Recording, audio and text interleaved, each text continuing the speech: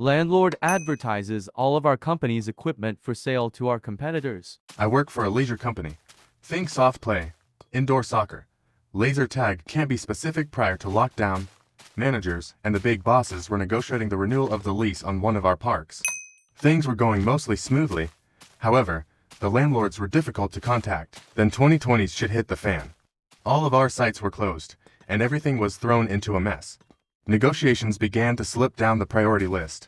Nobody thought the landlord would push an eviction for an expired lease during this period, especially with it still getting rent, despite the site's closure, and the closure of every business and restaurant in the immediate area. We were wrong. A few days ago, we received a letter saying we had 7 days to leave the premises and take everything with us. We are reminded that anything left in the building after 7 days will become the landlord's property. That line is very important. Now a lot of construction goes into installing our equipment into a new building, which makes emptying one even harder. At a lockdown, with no staff and most businesses shut, it meant that saving much of our assets would prove to be extremely difficult. To lose a profitable site and all of its assets is definitely a blow to our company.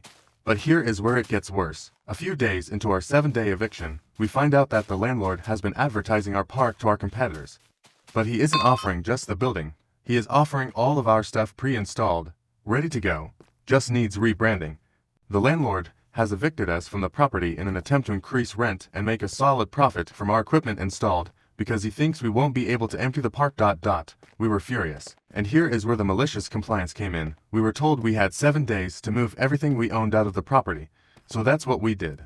Local businesses from all around offered up free space to store our things.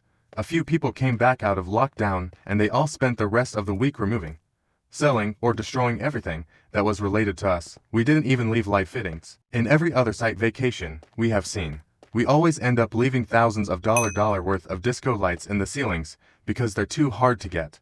We leave most of the construction in, as well as things like the bars and kitchens that all stay intact, recognizable as what they once were, but not this building. We ripped up the flooring we installed, tore down the walls that were not part of the original structure, wooden walls to divide up the space, ripped apart our manager's offices, and removed all artwork and lockers. The landlord now has every new deal he has been making dead in the water, a large renovation bill to install new flooring, etc., or a company willing to do it themselves like we were. Lockdown has been extended another 4 weeks, so he has at least another 4 weeks without rent we were paying and won't have any potential buyers. Silver lining, the assets we got out of the site, fridges, TVs, equipment, food, tables, have all been sold, and the lack of rent and additional income has helped the business and paid staff wages. Like and follow for part 2.